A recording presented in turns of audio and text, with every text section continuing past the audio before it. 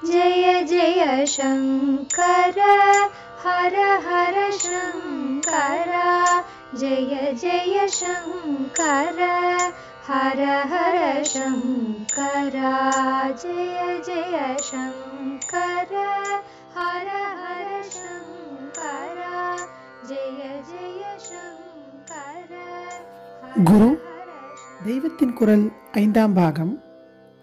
குருமூர்த்தியும் திருமூர்த்திகளும் முத்தொழில் புரிபவர் என்பதற்காக வழிபாடில்லை. ஸ்லோகத்தில் பிரம்மா, விஷ்ணு, மகேஸ்வரன் என்று 3 பேரை வரிசையாக சொல்லிவிட்டு அப்புறம் பரபிரம்மம் என்பதால் அந்த 3 பேரை சிருஷ்டி, ஸ்திதி, சம்ஹார மூர்த்திகளாகவே காட்டியிருக்கிறது என்பது வெளிப்படை. இத்தனை நாழி அதை பற்றித்தான் விசாரித்தோம். தேவர்களெல்லாம் எந்த கஷ்டமானாலும் பிரம்மாவிடம்தான் முதலில் முறையிடுவார்கள். அசுரர்களிலும் பல பேர் தபஸ் பண்ணி அவரிடமிருந்து வரம் பெற்றிருக்கிறார்கள் என்னும்போது அவர்கள் அவரை சிருஷ்டிகர்த்தா என்று மட்டும் வைத்து அவரிடம் போய் பிரார்த்திக்கவில்லை. தெய்வ சக்தி என்று பொதுவாக சொல்கிறோமே, அந்த சக்தி நிரம்பிய ஒருவர் என்றுதான் அவரிடம் இவர்கள் போயிருக்கிறார்கள். தங்களுக்கு ஏதேதோ சௌக்கியங்களை, போகியங்களை அவர் கொடுக்க வேண்டும். பிரார்த்திப்பது தேவர்களானால் அசுரர்கள் அழிந்து போக அவர் அருள் புரிய வேண்டும், அல்லது பிரார்த்திப்பது அசுரர்களானால் தேவர்களை அழிக்க அவர் பலம் தர வேண்டும் என்றுதான் அவரிடம் போயிருக்கிறார்கள். இதில் சௌக்கியம், போகியம் கொடுப்பதென்பது பரிபாலனத்தை சேர்ந்தது. அது திரிமூர்த்திகளில் விஷ்ணுவின் காரியம். அசுரர்கள் அழிவது அல்லது தேவர்கள் அழிவது என்றால் அது ஓர் ருத்ரனின் காரியம். இவற்றுக்காகத்தான் அவர்கள் பிரம்மாவிடம் போயிருக்கிறார்கள். சிருஷ்டிகர்த்தாவாக அவர் செய்யக்கூடிய எதையோ கேட்டுக்கொண்டுதான் அவர்கள் அவரிடம் போனார்கள் என்றில்லை. தனக்கு சிரஞ்சீவித்துவம் வேண்டும் என்று பல அசுரர்கள் அவரிடம் பிரார்த்திக்க அவரோ அப்படி அன்கண்டிஷனலாக வரம் தர எனக்கு சக்தி இல்லையப்பா, மரணம் வராமல் இருக்க ஏதாவது கண்டிஷன் வேணுமானால் போட்டு கேளு, தருகிறேன் என்று சொல்வதாக பல புராணங்களில் பார்க்கிறோம். இதிலிருந்து அவர் வெறும் சிருஷ்டிகர்த்தா இல்லை, எதையும் செய்ய வல்லவர் என்ற நம்பிக்கையிலேயே வரம் கேட்பவர்கள் அவரிடம் போயிருக்கிறார்கள் என்றும், ஆனால் அவரோ தாம் சர்வசக்தி படைத்தவர் அல்ல என்றே தம்மை பற்றி தெரிந்து கொண்டிருக்கிறார் என்றும் ஆகிறது. யாராவது சில பேர் அவரிடம் இப்படி அடுத்த ஜென்மா கொடுங்கள் என்று வரம் கேட்டிருக்கலாம், அல்லது பிள்ளை வரம் கேட்டிருக்கலாம். இவர்கள் வேண்டுமானால் ஒருவேளை அவர் சிருஷ்டிகர்த்தா என்பதாக மட்டுமே இவரை இம்மாதிரி கேட்டிருக்கலாமோ என்னவோ. ஆனால் இதே வரத்தை இதர தெய்வங்களிடமும், சிவன், விஷ்ணு, அம்பாள், சுப்பிரமணியர் போன்றவர்களிடமும் பல பேர் கேட்டிருக்கிறார்கள். ஆகையால் பிறப்பு சம்பந்தமான வரமானால் படைப்புக்கே ஏற்பட்ட பிரம்மாவிடம்தான் போக வேண்டும் என்று பொது கருத்து இல்லை என்றே ஏற்படுகிறது.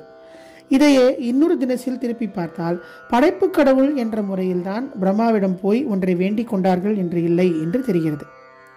இதேபோல் விஷ்ணுவையும் சிவனையும் பல பேர் உபாசித்து இகபர சௌக்கியங்களில் அத்தனையையும், பரம ஞானத்தையும் மோட்சத்தையும் கூட பெற்றிருக்கிறார்கள் என்னும்போது அவர்கள் இந்த 2 பேரையும் பரிபாலனகர்த்தா, சம்ஹாரகர்த்தா என்று மாத்திரம் வைத்து ஆராதிக்கவில்லை என்று தெரிகிறது. இவர்களை வேண்டிக் கொண்டு தபஸ் முதலானது பண்ணியே பலர் புத்திரவரம் பெற்றிருக்கிறார்கள். ராஜா இருந்தான், அவனுக்கு எல்லா சௌக்கியங்களும் இருந்தன, ஆனால் பிள்ளை இல்லையே என்ற பெரிய குறை மட்டும் இருந்தது. இல்லாவிட்டால் யாரோ ஒரு ரிஷி இருந்தார், அவருக்கு மனசில் எவ்வளவோ சாந்தி இருந்தும் பித்ரு ருணம், மூதாதையரின் கடன் தீர்க்க பிள்ளை இல்லையே என்பது விசாரமாய் இருந்தது. அந்த ராஜா அல்லது ரிஷி விஷ்ணுவை அல்லது சிவனை குறித்து தபஸ் பண்ணினார். விஷ்ணுவோ சிவனோ பிரசன்னமாகி புத்திரவரம் கொடுத்தார் என்று அநேகம் கதைகள் பார்க்கிறோம்.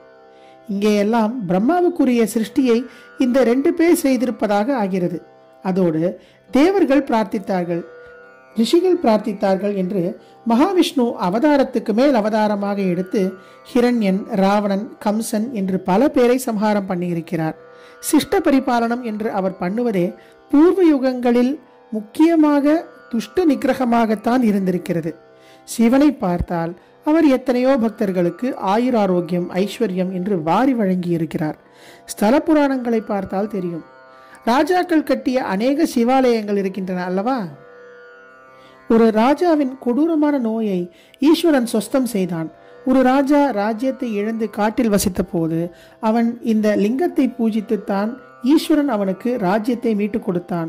அதற்காகவே அவர்கள் இந்த ஆலய திருப்பணி செய்தார்கள் என்று ஸ்தல புராணங்களில் இருக்கும். இவற்றிலிருந்து என்ன தெரிகிறது என்றால், பிரம்மா, விஷ்ணு, சிவன் ஆகியோரிடம் இருந்து பல பேர் பலவிதமான வரங்கள் பெற்றிருக்கிறார்கள் என்றால் அவர்கள் அந்த மூவரையும் எல்லாம் செய்யக்கூடிய தெய்வ சக்தி நிரம்பியவர்கள் என்றுதான் பூஜிக்கிறார்களே ஒழிய இவர் சிருஷ்டி மட்டும் செய்பவர், இவர் ஸ்திதிக்கு மட்டும் அதிகாரி, இவர் சம்ஹாரம் மட்டும் செய்பவர் என்று நினைத்து அவர்களை ஆராதிக்கவில்லை. ஆனால் இந்த குரு பிரம்மா ஸ்லோகம் போகும் ரீதியிலிருந்தோ சிருஷ்டி ஸ்திதி சம்ஹார கர்த்தாக்களாக இவர்கள் இருப்பதற்காகவே அல்லது அந்த அதிகாரத்தில் மாத்திரம் அவர்களை வைத்து அவர்களுடைய உருவமாக உள்ள குருவுக்கு பூஜை செய்ய வேண்டும், நமஸ்கரிக்க வேண்டும் என்று சொல்வதாக தெரிகிறது.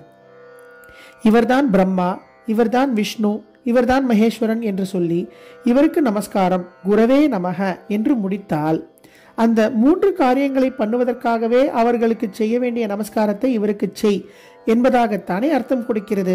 நமஸ்காரம் என்றால் உபாசனை என்று அர்த்தம். ஒருவரை பக்தியோடு உபாசித்து பிரார்த்திப்பதற்கு நமஸ்காரத்தை அடையாளமாக சொல்லியிருக்கிறது என்று அர்த்தம். இங்கேதான் வேடிக்கையோ வம்போ வாதமோ எப்படி வேண்டுமானாலும் வைத்துக் கொள்ளுங்கள் வருகிறது. சிருஷ்டிக்குத்தான் சாமி, ஸ்திதிக்குத்தான் சாமி, சம்ஹாரத்துக்குத்தான் சாமி என்று ஒருவரை வைத்து விடும்போது அவரை பக்தி பண்ணி உபாசிக்க வேண்டியதே இல்லை. நமக்கு சந்தோஷகரமான ஒன்றை ஒரு சுவாமி செய்திருக்கிறார், செய்கிறார் அல்லது செய்வார் என்கிற போதுதான் அவரிடம் பக்தி உண்டாகி உபாசிப்போம். பிரம்மா நம்மை படைத்தாரே என்று நாம் சந்தோஷமா பட முடியும். அவரிடம் சண்டை வேண்டுமானால் பிடிக்கலாம் என்றுதான் தோன்றும். படைப்பதற்கு மேல் அவர் ஒன்றும் செய்ய முடியாது. அதாவது சிருஷ்டிகர்த்தா என்றே அவரை வைக்கிற போது இனிமேல் நம்முடைய இந்த வாழ்க்கையில் அவர் செய்யக்கூடியது எதுவும் இல்லை. இவரிடம் எதற்கு பக்தி வைக்கணும்? அதற்கு அடையாளமாக நமஸ்காரம் பண்ணணும். ஆனதினால் குருதான் பிரம்மா, ஆகவே குரவே நமக என்று முடிச்சு போட்டால் எடுபடாது. இங்கே பெரியவா சிரிக்கிறார். நாங்கள் நவீன கால பிரஜைகள், லாஜிக்கலாக சரியாக வந்தால்தான் ஒப்புக்கொள்வோம். ஆகையால் குரு பிரம்மாவாக இருப்பதற்காக அவருக்கு நமஸ்காரம் பண்ண முடியாது. குருர் விஷ்ணு, விஷ்ணு சமாச்சாரத்துக்கு அப்புறம் வருகிறேன். குருர் தேவோ மகேஸ்வரக தஸ்மை ஸ்ரீ குரவே நமக என்றால் இது பிரம்மா விஷயத்தை விடவும் ஒப்புக்கொள்ளவே முடியாது. ருத்ரமூர்த்தி சூலத்தை தூக்கி கொண்டு வந்து ஹதாஹதம் பண்ணுபவர். வேறே ஒன்றும் அவருக்கு தெரியாது. அவருக்கு தெரியுமோ தெரியாதோ ஸ்லோகத்தில் அவரை சம்ஹார கிருத்தியத்துக்கு மட்டும் உரியவராக காட்டி கொடுக்கும் போது அப்படித்தான் வந்திருக்கிறது. நம்மை சம்ஹாரம் செய்கிறவரிடம் பக்தியா உண்டாகும்? சுவாமி என்னை சம்ஹாரம் பண்ணுங்கோ என்று வேண்டிக் கொள்ள யாராவது தயாராயிருப்பார்களா? ஜன்மா எடுத்து விட்டோமே என்று எத்தனைதான் வருத்தப்படுபவர்களாக இருந்தாலும், அதற்காக பிரம்மாவிடம் என்னதான் கர் புர் என்று இருந்தாலும், அதே சமயத்தில் சம்ஹாரமாவதற்கு நாம் யாராவது ரெடியாக இருக்கிறோமா என்ன? நாம் பெரிய திட்டாக வயிறெறிந்து சொல்வதே ஒருத்தர் சாகணும் என்று சபிப்பதுதான்.